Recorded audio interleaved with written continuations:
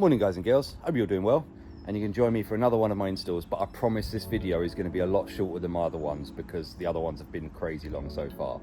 So we'll stop the waffle and we'll skip right to it. Today we've got Jamie's beautiful, what we are, 7.5 on this one, Golf R. Lovely, lovely setup. Always liked it in this blue. Really like the little carbon accents it's got, the splitter and things. Lovely set of wheels. I was just admiring this a second ago. 19-inch OZ Racing's. Nice, lightweight. It's got centre cap lockers in there.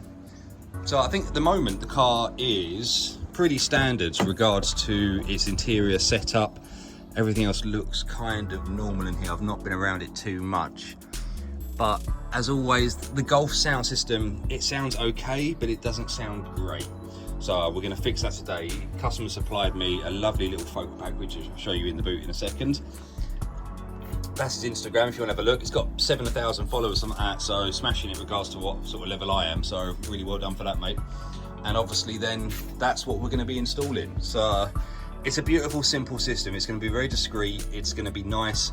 All these go back in factory location and they're designed specifically for the V-dub. So they've got basically the rings attached to them. The speakers, the tweeter should mount back up into factory locations, no aggro. The rear ones are nice because we'll be gaining the tweeters because we won't have any tweeter form in the back there. And then we got this, which is the Inside Eye Subactive 2.1, which is just a fantastic little bass driver. It's got enough power for a small box. You won't believe when I mount it up here on the back of this chair how small it is.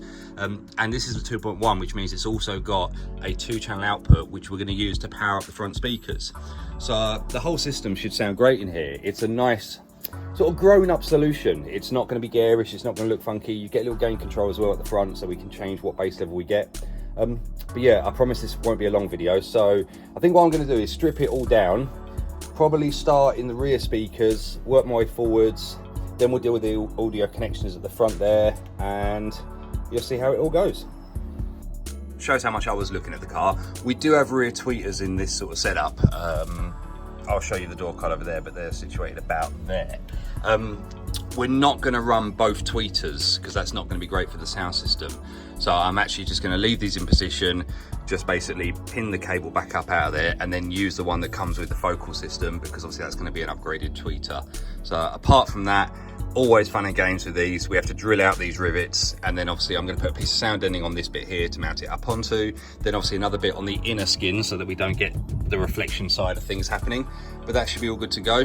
Door card, in case you're interested to take it off, there's a bolt which lines up at the top of where the panel piece is and one hidden down here. And then there's a little 10mm nut that you can just use, a T30, that basically just gives you that 90-degree angle on it, which enables you to take it out, and the rest of it is all pop clips off. So I'll show you on the other side when we sort of get down to that one. Easiest way I find to do this, drill the heads off, which are these larger sort of pieces here.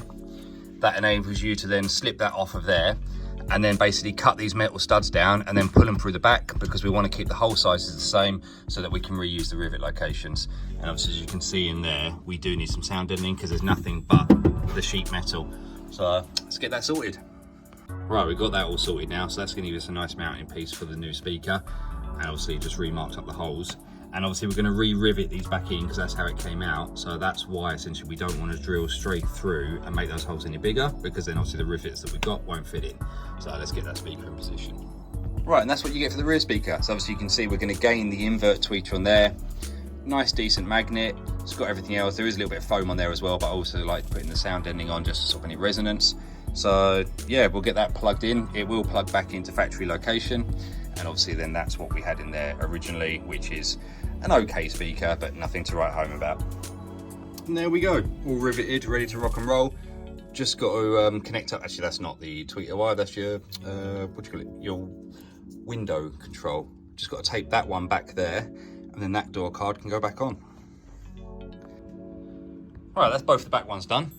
And obviously don't forget the little focal inside sticker. And now it's just literally a rinse and repeat on the front doors. You see it's got sound deadening already, just got to rivet that back on. And then obviously we can move up to where the tweeters are up on there. Right, and that's our focal replacement speaker that's going in. It's got a little high frequency blocker, and obviously the rest of it is all ready just to go straight back on to the door card. Right then, so we've got all the door speakers in. Got the little logos on them. Can't see anything where I point the camera. Got the little logos on. They're all looking the part. I've tested all that. That's all great. Windows still moving, everything. So now, obviously, we've just stripped down the A-pillars. We've got both sides off. And it's just a case now of, in the back here, here's one of the pillars. So there's little plastic welds that I've just got to break off in the corners and then reset those back in. And then we get a little bit of foam to go over. That's the crossover unit. It just stops the low bass frequencies coming through. And then that's pretty simple to do. So let me get that done on both sides and I'll put those back in. So that's how that's going to end up. So we've got the foam of the back in and obviously all the connector in there. Obviously, because it's the kit designed for the car, it's going to have a factory style plug which matches up to the factory style plug on there. So that can just go back in place and get plugged in, and that's job done. All right, they're back in, giving them a test, and that's all good to go. So last piece of the puzzle will be the focal in the back. Sorry, you haven't got to see my beautiful face. And I need a shave as well. Sorry guys, I'm a bit grizzly at the moment. We got to get the focal in the back and then connect that up to the stereo, which isn't that, which is actually that down there. So I'm going to drop the whole glove box out so I can get to the back of it, use an SOT lead. But first of all, I'm going to get the subwoofer put onto the back of the chair, run the cabling forwards to the front, and then obviously make my connections up there. Right, it looks a bit of a mess, but it'll all be fine in the end. So this is the SOT lead, so that's the original harness that used to plug into the stereo down there. So this then branches off and gives me the speaker feed. So then the end of the focal terminates in ISOs as well, which means I don't have to do the cuts and change to the original car harness. In the future, we could unplug this SOT lead, then the original plug can go back into the car stereo and no one will know we've ever done it. So just got to get this all connected up and taped up, and then that's the audio connection done. Then we just got to run heavy power through for this red wire, and there's also a little gain controller that I'm going to run over to the driver's side so he can turn the bass up and down independently. So let's get that bit in.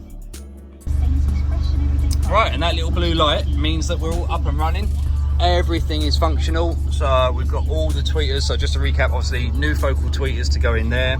We've done the focal speaker system down the bottom, front and rear.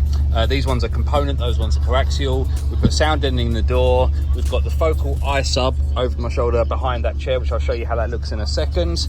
And obviously we've got the gain control up there. When he doesn't need it, he can tuck it away nicely. So I was going to go through and just do some setup. Let me show you in the back what it looks like.